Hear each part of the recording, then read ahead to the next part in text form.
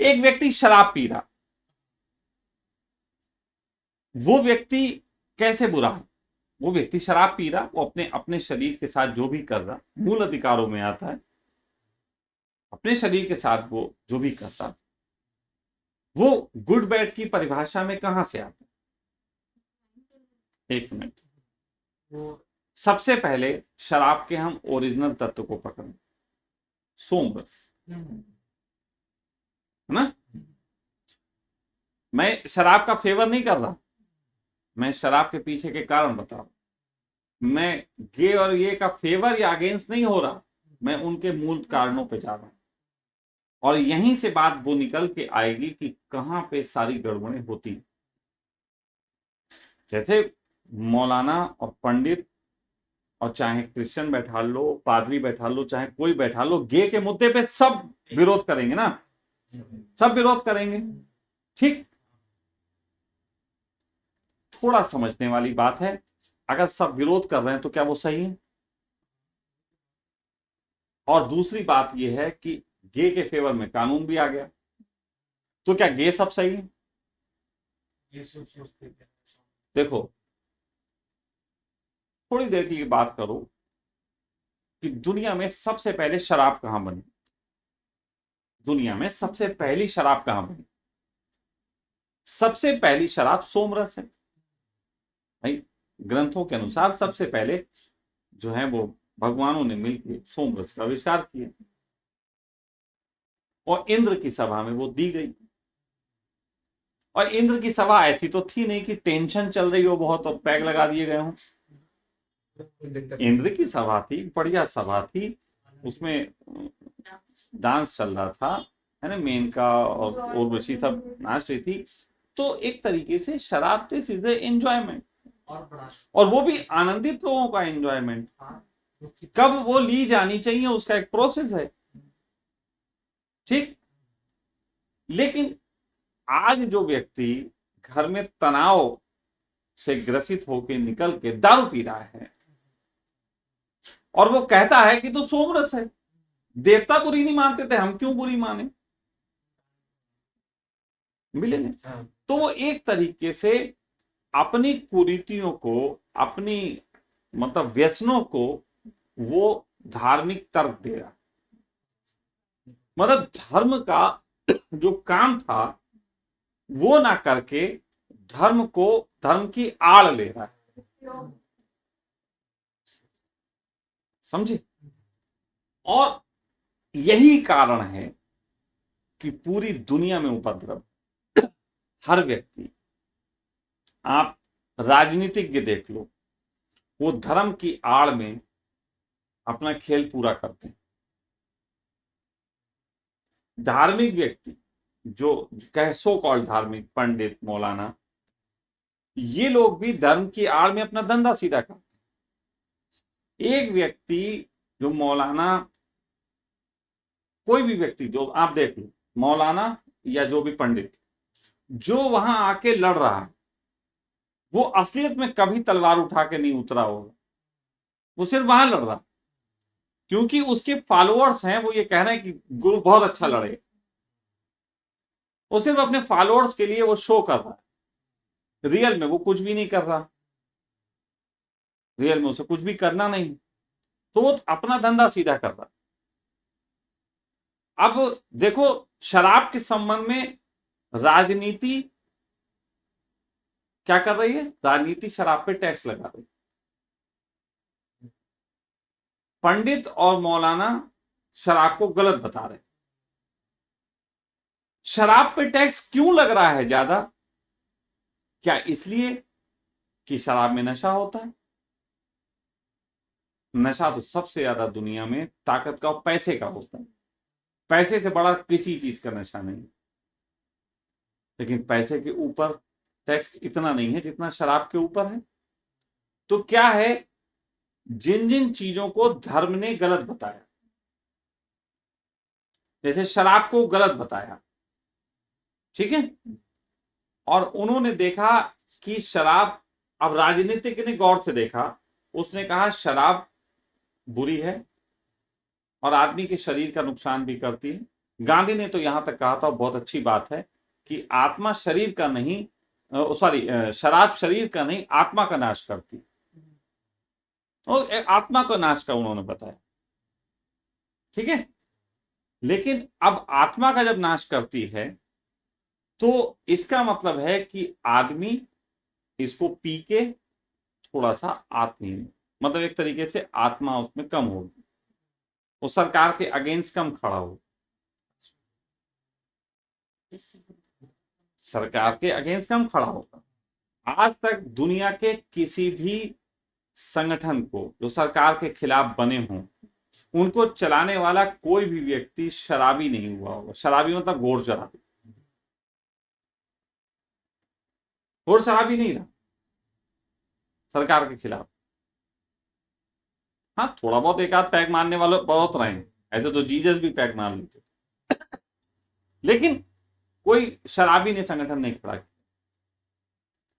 तो बात ऐसी है कि राजनेता को दिखता है दो फायदे, जैसे धर्म ने विरोध किया शराब का, और पब्लिक में शराब की डिमांड है, क्योंकि पब्लिक अपने अपने कारणों से शराब को यूज कर रही है, अपने मजे के लिए, अपने तनाव दूर करने के लिए और कारणों से। तो धर्म विरोध कर रहा है और पब्लिक में बहुत डिमांड है, ठीक है। तो राजनेता कहता है, अब वो चालाक आदमी है, राजनेता कहता है इन्हें शराब पीने दो, लेकिन इस पे टैक्स लगा दो, इनको बोलो कि शराब भाई धर्म हानि करता है, फिर भी किसी को पीनी है तो वो पी सकता है, खरीद के पिए, लीगल तरीके से पिए। इसके लिए वो लीगलिटी की बात करता है, इसके लिए न्यायालय है। न्यायालय कहता है शराब जो है वो भाई एक व्यक्ति का अधिकार है पीने का, इसलिए समाज में दी जानी चाहिए, इसको बैन नहीं कर सकते। वो व्यक्तिवादी बात करता है। राजनीतिक को दिख रहा है कि इससे पी के लोग वो बेहोश होंगे और इसके एवज में बहुत बड़ी मात्रा में धन आएगा, इसलिए वो शराब को छूट दे देते हैं। उसका वो जस्टिफिकेशन देते हैं कि उसका वो जस्टिफिकेशन कम बिके इसलिए मतलब कुल मिला के वो, हाँ, वो सब तर्क दे रहे हैं। धार्मिक व्यक्ति कर रहे हैं, धार्मिक व्यक्ति फिर उनके खिलाफ हो जाएंगे, नेताओं के खिलाफ। तो पंडित कहेगा तुमने ऐसे कैसे शराब लागू कर दी, अरे कहेगा कि इससे लोग कम पिएंगे, हमने देखो ज्यादा टैक्स लगाया, इससे कम पिएंगे। लेकिन होगा उल्टा, जितना टैक्स लगा होगा उतना उससे फिर और ज्यादा पब्लिक पीती है और ज्यादा ईगो सेटिस्फाई करती। तो कहने का मतलब यह है कि सब अपने अपने, दुनिया में हर व्यक्ति अपने आप को जस्टिस करने के लिए रियल चीज की, मतलब रियल तो होता नहीं, होता डमी है, लेकिन रियल चीज का वो तर्क देता है। दुनिया में इतने लोग विवाह करते हैं, दुनिया में हिंदू जितने विवाह करते हैं, इन सब का आदर्श जो है वो राम सीता और शंकर पार्वती होते हैं। लेकिन कितने राम सीता और शंकर पार्वती की तरह जोड़े हैं मुझे बता दो। तर्क उन्हीं का दिया जाता, एग्जाम्पल वही है, ठीक है। उसी तरीके से अब गे आ जाओ थोड़ी देर के लिए, जैसे गे की बात चली, गे में सबसे पहले कहा जाता है कि मनुष्य के अंदर स्त्री और पुरुष दोनों तत्व होते हैं। इसके लिए हमने शिव की भी एक प्रतिमा बनाई जिसमें उनको, है ना, अर्धनारीश्वर हमने दिखाया। तो वो कहते हैं कि किसी के अंदर फीलिंग्स आ सकती है, कि ऐसी फीलिंग आ सकती है कि हम समलैंगी हो जाएं, स्त्री स्त्री के प्रति आकर्षित हो, पुरुष पुरुष के प्रति, है ना। लेकिन वहां पे आकर्षण तो है ना, किसी एक के अंदर उतनी दिव्यता में उठ सकता है, उतनी दिव्यता में, लेकिन बाकियों के अंदर तो कामुकता के रूप में उठ रहा है। जेलों में सबसे ज्यादा जो है लोग समलैंगिक होते हैं, हॉस्टल में, अस्पताल में काम करने वाले सबसे ज्यादा जो है वो समलैंगिक हो जाते हैं। यानी कि मजबूरियों में भी लोग इसमें जा रहे हैं, फ्रस्ट्रेशन दूर करने। भाई मजबूरी में भी तो जा रहे हैं, कुछ लोग एडवेंचरस भी जा रहे हैं। हाँ, ये भी एक कल्चर हो गया, एडवेंचर है, नया तरीके का एडवेंचर। तो मजबूरी में जो जो मजबूरी में जा रहे हैं, जो आकर्षण में जा रहे हैं, जो एडवेंचर में जा रहे हैं, वो सभी लोग उस तर्क को दे रहे हैं कि हमारे अंदर से वैसे भाव उठते हैं। मतलब गे को जस्टिस बनाने के लिए इस तरीके के तर्क दिए गए। और एक तरीके से देखा जाए, शराब का जितना धर्म ने विरोध किया, जितना धर्म ने शराब का विरोध किया, उतनी शराब पूरी दुनिया में फैल गई। और पूरी दुनिया में सबसे ज्यादा राजनीतिक लोग जो हैं शराब से ही धन कमाते हैं। ठीक, तो यानी कि देखो सुनो, आदमी को प्लेजर की तलाश, आम आदमी प्लेजर ढूंढ रहा, छोटी छोटी बातों में ढूंढ रहा, कभी शराब में ढूंढ रहा, कभी वो किसी में ढूंढ रहा, प्लेजर ढूंढ रहा ना, वो छोटी छोटी बातों में प्लेजर ढूंढ रहा। लेकिन धार्मिक लोग बड़ी बड़ी बातें बता के उसे छोटी छोटी बातों के प्रति निंदा से भर रहे। अब समझो बात को, धर्म बड़ी चीज है, लेकिन धर्म बड़ी चीज ऐसे नहीं है जो वो तुम्हारी छोटी बातों को स्वीकार करके, वो ये बताता है धार्मिक, असल में जो धार्मिक व्यक्ति होगा वो ये कहेगा तुम जो भी करते हो कोई बात नहीं, चलो इसे थोड़ा समझते हैं, थोड़ा इस पे बात करते हैं, थोड़ा चिंतन करते हैं और इसको सही ट्रैक पे लाते हैं। वो ट्रैक देगा। लेकिन जो सो कॉल्ड पंडित हैं वो ट्रैक देने की कला नहीं जानते। वो ये कहते हैं कि उन्होंने ऐसा कहा था, भले ही अपने अनुभव में आया और ना आया, और फिर भी दूसरे पे थोप दो जबरदस्ती। एक पंडित जिसने खुद कभी जीवन में शराब ना पी हो, वो भी शराब का विरोध करता है। अरे कम से कम एक बार पी के देखे, और कम से कम शराबियों की संगत में बैठ के पूछे तुम क्यों पीते हो। मैंने कितने लोगों की शराब छुड़ाई, ये बात अलग है लोगों को लगता होगा मैं तो शराब पिलाता हूं, लेकिन मैं शराब छुड़ा दी, कितनों की छुड़ाई, सहजता से छूट जाती है शराब।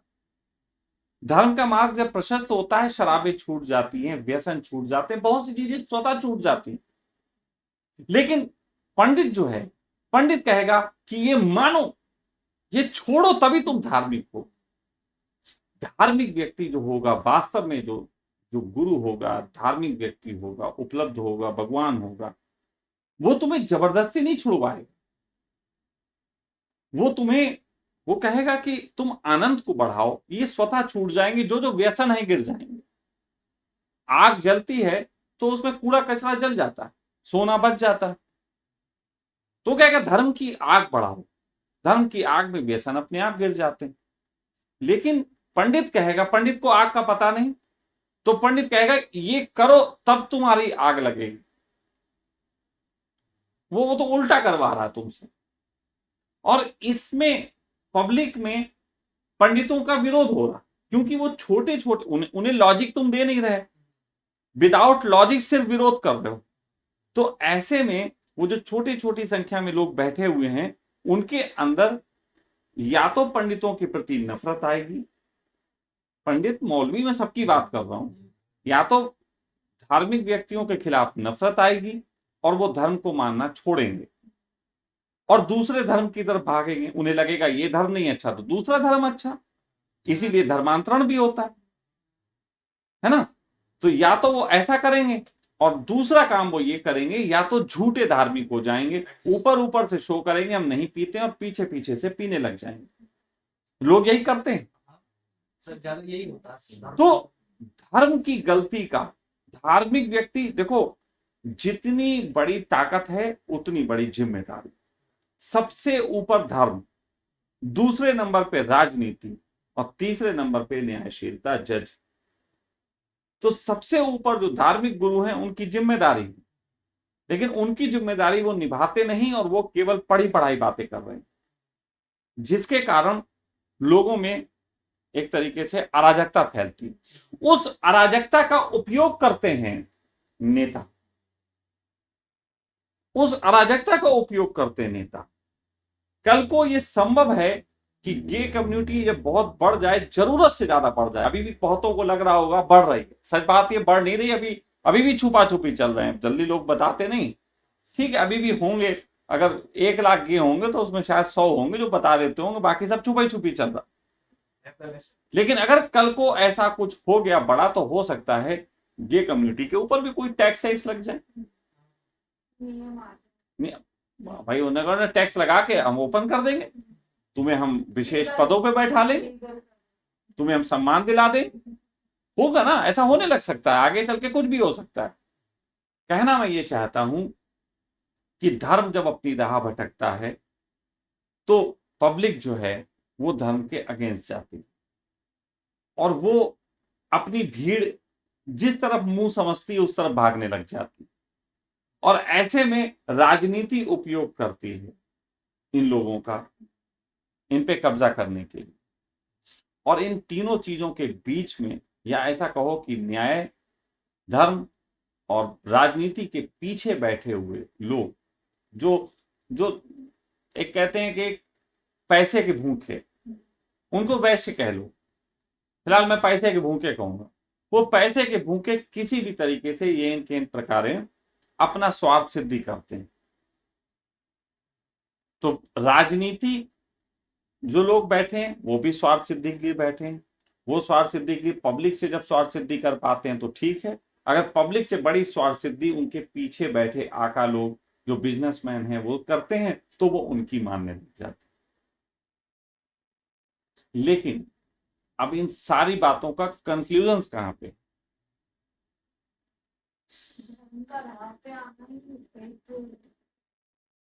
इन सारी बातों का कंक्लूजन ये है कि तुम जो करते हो, जो तुम्हारी जरूरत है, चाहे वो शराब हो, चाहे वो सेक्स हो, चाहे वो गे हो ना हो, जो भी करता है, जो भी व्यक्ति जो करता है और उसकी जरूरत है, उस जरूरत के लिए उसको किसी से प्रमाण पत्र नहीं मांगना चाहिए।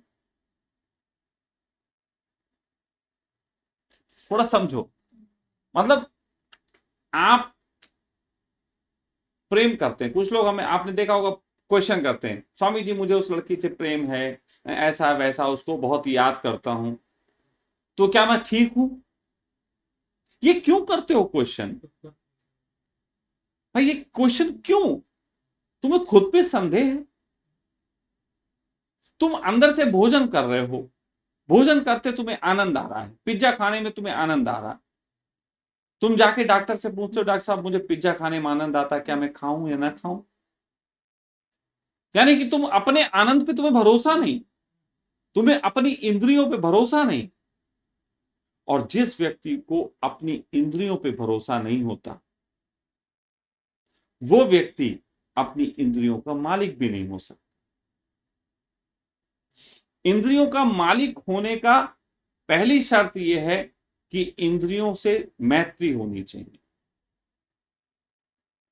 अब कई लोग, धार्मिक लोग, इस बात में मेरा विरोध करेंगे। वो कहेंगे कि इंद्रियों पे मालिक होने का तरीका है कि इंद्रियों का शोषण करो, इंद्रियों को दबाओ, इंद्रियों को कब्जा करो। मैं ये कहता हूं नहीं, तुम इंद्रियों से मैत्री करो, वो जो चाहती है उन्हें दो। वो पिज्जा मांगती, उन्हें दो। वो सेक्स मांगती, उन्हें दो। वो शराब मांगती, उन्हें दो। लेकिन जब तुम दोगे तो तुम्हें उसके सही गलत परिणाम भी आएंगे। भाई तुम पिज्जा खाओगे, कभी पेट खराब होगा, उसके बाद जब तुम प्रश्न करोगे कि पेट क्यों खराब हुआ और उस कारण की खोज करोगे तो पता लगेगा पिज्जा से हुआ, तब तुम अपने को पिज्जा खा के जो रोकोगे तो उसमें तुम्हारा अनुभव का बल होगा।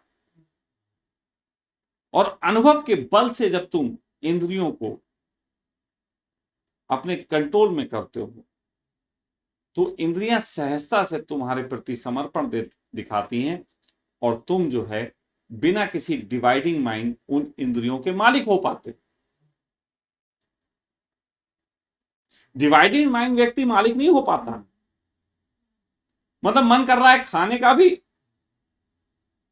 और फिर वो किताब कह रही कि नहीं खाना चाहिए, तो वो अपना डिसीजन कहां है? वो एक तरफ किताब का डिसीजन मान रहा है, एक तरफ वो अपनी इंद्रियों का डिसीजन मान रहा है, और दो डिसीजन के बीच में कंफ्यूज कर रहा है। मैं कह रहा हूं इंद्रियों को दो, बीमार तो पड़ने दो ना, इतनी भी जल्दी क्या है। अब ऐसा भी डॉक्टरों ने कौन सा ठेका उठाया हुआ है, कौन सा आयुर्वेदिक ने जिम्मेदारी ली कि हम किसी को बीमारी नहीं पड़ने दें। भाई एक व्यक्ति को उसके उससे गुजरने दो ना, थोड़ा होने दो।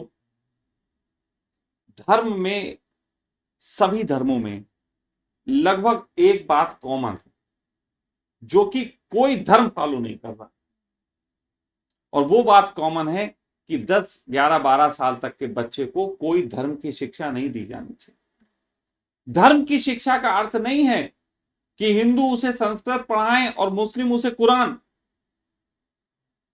धार्मिक शिक्षा का मतलब यह भी है कि तुम उसे यह भी मत बताओ कि ये अच्छा होता कि बुरा होता। ये हर घर से शुरू होना चाहिए। बच्चे को अच्छे बुरे में मत फांसो। बच्चे को ये मत कहो कि आग अच्छी होती बुरी होती, वो जलेगा, उसे पता लग जाएगा। अब बच्चे को अच्छे बुरा सिखाया जा रहा, अच्छे बुरा, ये धार्मिक शिक्षा। ये मैं इसे भी धार्मिक शिक्षा कहता हूं। बचपन से इतना हमें सिखा दिया गया कि हर चीज के संबंध में हम अच्छे बुरे के संबंध में बहुत कुछ पूछे। मुझे नहीं सिखाया गया, थोड़ा बच गया मैं तुम्हें बता सकता हूं, मुझे नहीं सिखाया गया। मैं यहां पे एक बहुत कीमती बात बताता हूं। मेरे पिता का इस बात के लिए खास आग्रह था कि उनके पैसे से मैं कभी शराब ना पीऊं, विशेष आग्रह। और ये सबको समझ लेनी चाहिए कि वो कहते थे भाई मेरे पैसे से शराब मत पीना और जुआ मत खेलना, दो चीजों का वो मना करते थे। कारण सिर्फ इतना था कि मेरे चाचा जो थे वो बहुत शराबी और जुआरी होके, और वो जो सुसाइड कर लिए, तो पिता को शराब से और उससे थोड़ा सा डर था, और वो नहीं चाहते थे किसी बच्चे में ये अवगुण आए। जबकि ऐसा हुआ कि हमारे चाचा के बेटे में भी वो आया, वो मकान बेच दिया उसने जुए में, और एक बेटा उनका पूरा नशा करते करते डेथ भी हो गई। दो बेटे थे हमारे, मतलब चाचा के दो बेटे थे, उनमें से एक नशे की तरफ गया, एक जुए की तरफ गया। एक जुए से बर्बाद हुआ, एक नशे से बर्बाद हुआ। हमारे पिता ने हमसे कहा था कि ये जो है मत करना। अब अगर मैं अपनी बात कहूं ईमानदारी की, तो मैंने जुआ भी खेला और मैंने शराब भी पी। मतलब मुझे मना किया लेकिन मैंने किया। लेकिन मेरे इन दोनों कृत्यों का मेरे पिता को पता था। तो जब मैंने जिंदगी में पहली बार शराब पी, तो लगभग मैं हाई स्कूल में था। तो पहली बार मैं शराब पी के ऐसे आया और बहुत नशे में, और रात को अपने कमरे में लेटा। मेरी बहन को पता चल गया कि शराब पी के आया। अगले दिन उसने पिता को बता दिया कि ये शराब पी के आया। जब उन्हें बताया तो उन्होंने मुझसे बहुत सलीके से बैठ के बात की, और वो बात समझो, सब समझो, कि शराब का विरोध करने वाला व्यक्ति वो मुझे अगले दिन डंडे से भी समझा सकता था, डंडा मार मार कि नहीं पीना। ये कर सकता था, सामान्य पिता यही करते। लेकिन मेरे पिता ने मुझसे कहा कि देखो बेटा, मैंने तुमसे कहा था कि मेरे पैसे से शराब और जुआ मत पीना, लेकिन तुमने पी, तुमने शराब पी। चलो कोई कारण होगा, तुम्हारी जरूरत होगी, तुमने पी। लेकिन अब मैं इसके आगे एक बात कहता हूं, हो सके तो वो मान लेना। उन्होंने ये नहीं कही कि ये मानना, उन्होंने कही हो सके तो ये मान लेना। अब ये गलती कर ही लिए हो तो इसके आगे का बता देते हैं। और आगे का उन्होंने कहा कि एक काम करना, जब भी पीने का मन हो घर में पीना, मैं तुम्हारी मम्मी को बोल दूंगा तुम्हें जो खाने पीने को चाहिए वो भी बना दे, एक घर में पीना। तो बहुत कम उम्र से ऐसा था कि मेरे दोस्त जब हम लोग होली होली पे पीते थे तो मेरे घर आके पीते, क्योंकि मेरे घर में रोक टोक नहीं थी। कचौड़ी बनती थी, माँ कचौड़ी बनाती थी, हम लोग खाते थे और पीते थे। लेकिन कितनी गजब की बात, शराब से जो नुकसान होते हैं अधिकतम वो क्या होते हैं? ज्यादा शराब पी के शरीर को हानि, गलत दोस्तों के साथ लड़ाई झगड़ा, और ज्यादा पी के नशे में आप अपने को चोटिल कर सकते हो, कहीं एक्सीडेंट वगैरह कर सकते हो। ये तीन ही नुकसान, बड़े नुकसान होते हैं। भाई लड़ाई झगड़ा हो गया, कहीं किसी को मार पीट दिया, या खुद मर गए, या फिर ये तीन ही नुकसान बड़े माने जाते हैं। गलत लोगों की दोस्ती, ये भी एक है, शराबियों की गलत दोस्ती हो जाती। लेकिन मेरे पिता ने मेरी उस ऊर्जा को एक पंडित की तरह विरोध ना करके एक ज्ञानी की तरह दिशा दी। और जब आप घर में पिएंगे तो ज्यादा नहीं पिए। दूसरी बात, आप गलत दोस्त नहीं करेंगे, घर में रह के लड़ाई झगड़ा भी ज्यादा नहीं होगा। तो आप गलत दोस्त नहीं कर रहे, लड़ाई झगड़ा नहीं कर रहे, ज्यादा नहीं पी रहे, और एक्सीडेंट की संभावना नहीं। मैं ये नहीं कह रहा हूं कि मेरे पिता कह रहे सबको घर में पीना चाहिए, कहीं कई लोग ये लोग कहेंगे तो ये तो सब घर में पीने सिखा रहा। मैं सिर्फ इतना बता रहा हूं कि ज्ञानी का काम होता है ऊर्जाओं को दिशा देना। ये जो डिबेट में पंडित बैठे, ये सीधे सीधे जो शराब का, सेक्स का, प्रेम का और सबका विरोध करते हैं, इन्हें विरोध करने की बजाय दिशा देनी चाहिए। प्रेम को दिशा दो, यहाँ शराब पीने वाले को दिशा दो। असल में क्योंकि जैसे लोग कहते हैं कि वो दूसरों का एग्जाम्पल बताते हैं कि देखो शराब पी के इतने सैकड़ों करोड़ लोग बेकार हो गए, तो इसलिए मत पियो, वो उनका तर्क देते। नहीं नहीं, फिर वही बात है। शराब पी के बीमार हो गया तो शराब पी के कुछ लोगों ने कंपनी भी तो खोल ली। भाई ये तो कोई तर्क नहीं है, ये तो नेगेटिव ही बात हो गई। एक ही पर आधार क्या है? आधार क्या, वो धार्मिक आधार पे बता रहे हैं कि वो तो धार्मिक आधार पे गलत बताते हैं। नुकसान होता है, शराब में क्या नुकसान हो सकता है? फिर तो गरीबों को तर्क अच्छे हैं, क्योंकि भगवान पीते थे, हम भी पी रहे हैं।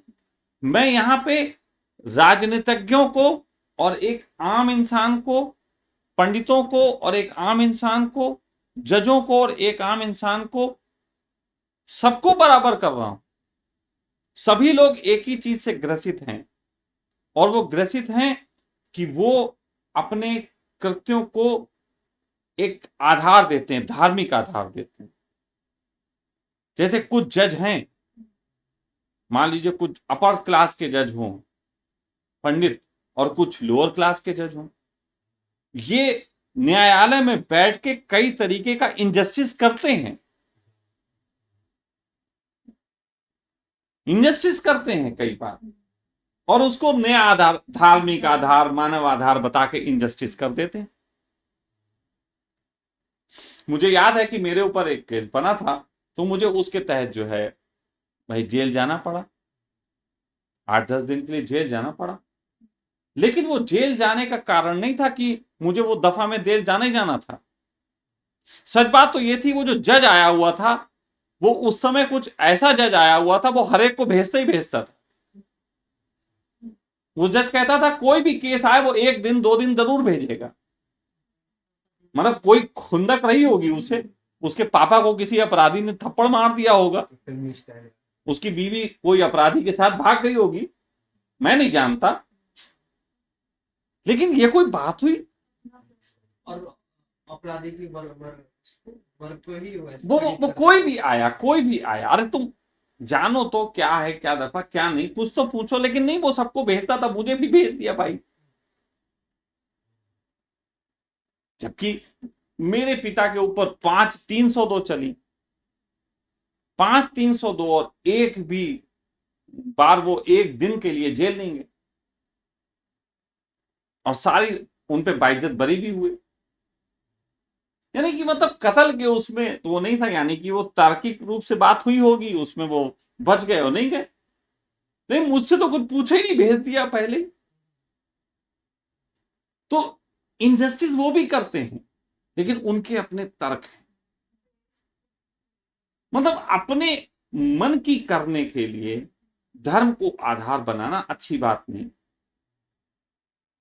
एक इसमें ऐसा भी रहता है सका कि जैसे अपर क्लास के जज होते हैं कई, तो मैं भी जानता हूँ, और मतलब कई सारे पुलिस वाले लोग होते हैं, तो वो कहते हैं कि अपर क्लास के साथ इसलिए न्याय करो क्योंकि भगवान ने ही न्याय किया, इसलिए इनको अपर क्लास में भेजा और उनको लोअर क्लास में भेजा। यहाँ पे तुम भी अपने मन को देखो कहाँ पे बोल रहे हो, जी।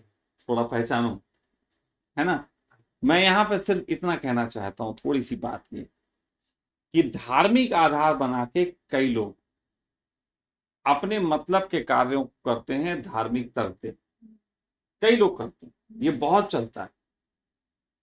लेकिन सच बात यह है, जो व्यक्ति अपनी इंद्रियों को, अपनी जरूरत को पहचान के ईमानदारी से उसका विश्लेषण करके अपने जीवन में उतारता है, आचरण करता है, और उसके संबंध में बिल्कुल भी संशय से नहीं भरा होता और डिवाइडिंग माइंड नहीं होता, वो व्यक्ति धर्म को उपलब्ध होता है।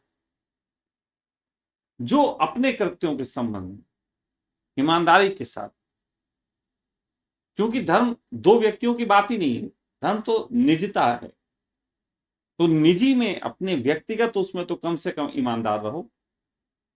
कोई आधार मत दो, कोई आधार देने की जरूरत। तो यदि मेरी इस बात को कोई भी व्यक्ति ये समझे और अपने जीवन में अनुसरण करे कि वो अपनी इंद्रियों को पहचाने, उसकी जरूरतें जो भी हैं, किसी की शराब की हो सकती, किसी की नहीं हो सकती, किसी की सेक्स की हो सकती, किसी की नहीं हो सकती, किसी की क्रोध की हो सकती, किसी की नहीं हो सकती। हर व्यक्ति का अपना स्वभाव, अपने स्वभाव में स्थिर होके अपने योग्य नियम कानून चुन के स्वयं, दूसरे के द्वारा नहीं, ग्रंथों के द्वारा नहीं, मेरे द्वारा नहीं, मैं भी जो कह रहा हूं, मैं ये नहीं कह रहा हूं तुम ये करना, नियम नहीं दे रहा हूं। आपको एक छोटी सी बात नोटिस करना, चाणक्य ने चाणक्य नीति में बहुत कुछ लिखा। उन्होंने कहा इस तरीके का आचरण करने वाली स्त्री कपटी होती, इस तरीके का आचरण करने वाली स्त्री अच्छी होती, इस तरीके का आचरण करने वाला पुरुष गलत होता है, इस तरीके का आचरण करने वाला पुरुष सही होता है। मतलब गलत सही का मतलब उन्होंने ये लिखा कि ऐसा होता है, इस तरीके का आचरण करने वाला समाज का खा जाता है, इस तरीके का आचरण करने वाली स्त्री परिवार बर्बाद कर देती है, इस तरीके का आचरण करने वाला राजा देश बर्बाद कर देता है।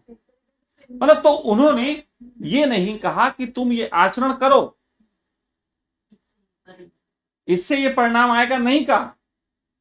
उन्होंने सिंपली बताया ऐसा आचरण करने से ऐसे परिणाम आते हैं। तो वो किसी को सही गलत नहीं कह रहे हैं, लेकिन तुम उनकी बातों को, कुछ बातों को सही और गलत मान के अपने जीवन में इंप्लीमेंट करने के लिए कोशिश कर सकते हो। और वहां पे चाणक्य का अंतिम नियम पढ़ लेना।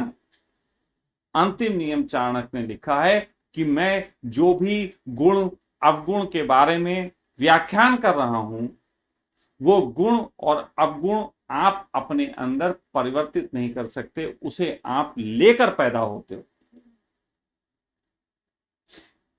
अब यहां पे समझ लेने वाली बात है, अगर सब लेके पैदा होते हैं तो कोई परिवर्तित नहीं कर सकता, यानी कि फिर तुम ना धार्मिक हो सकते हो ना अधार्मिक हो सकते हो। यही आ रहा होगा ना दिमाग में, तो क्वेश्चन मेरी इस बात से यही आ रहा होगा कि चाणक्य ने जब सब कह दिया तो कोई बात ही नहीं है। मैं तुमसे कह रहा हूं कि तुम्हारे अवगुणों को तुम अगर सहजता से स्वीकार कर लेते हो और अपने अवगुणों के संबंध में भी डिवाइडिंग माइंड नहीं होते, तो ये तुम्हारा गुणधर्म है। मैं यहां पे दूसरे को स्वीकार करना सिखा ही नहीं रहा, मैं तुम्हें स्वीकार करना सिखा रहा हूं। और जब तुम स्वयं को स्वीकार कर पाते हो, पूरा सूत्र समझो, जो व्यक्ति अपनी इंद्रियों की जरूरतों को पहचान के, ये अंत में पूरा सूत्र दे रहा हूं, राष्ट्र और शत्रुओं से लड़ने तक की स्थितियां, विश्व शासकों को भी विजय पाने की स्थिति बता रहा हूं, कि जो व्यक्ति अपनी इंद्रियों की जरूरतों को पहचान कर उसको अपने जीवन में धारण करते, अच्छे बुरे से मुक्त होके सहज स्वीकार करता है, वो खंड खंड होने से मुक्त हो जाता है। और जो व्यक्ति खंड खंड होने से मुक्त हो जाता है, वो व्यक्ति किसी दूसरे को भी सहज स्वीकार कर सकता है बिना खंड खंड हुए। और इस तरीके से जब व्यक्तियों के अंदर खंडता समाप्त होती है तो व्यक्ति जुड़ने लग जाता है, परमात्मा के होने से पहले वो मानव का होने लग जाता है। और ऐसे में एक ऐसा समूह खड़ा होता है जो किसी एक दिशा में विचार कर सकता है, किसी एक दिशा में, वो खंड खंड नहीं है। और जब किसी भी राष्ट्र के पास ऐसा बड़ा समूह होता है जो एक ही दिशा में विचार कर सकता है अपने जीवन को बचाते हुए, ऐसे राष्ट्र पे कोई भी बाहरी शक्ति आक्रमण नहीं कर सकती। ये बिल्कुल ध्यान रखो।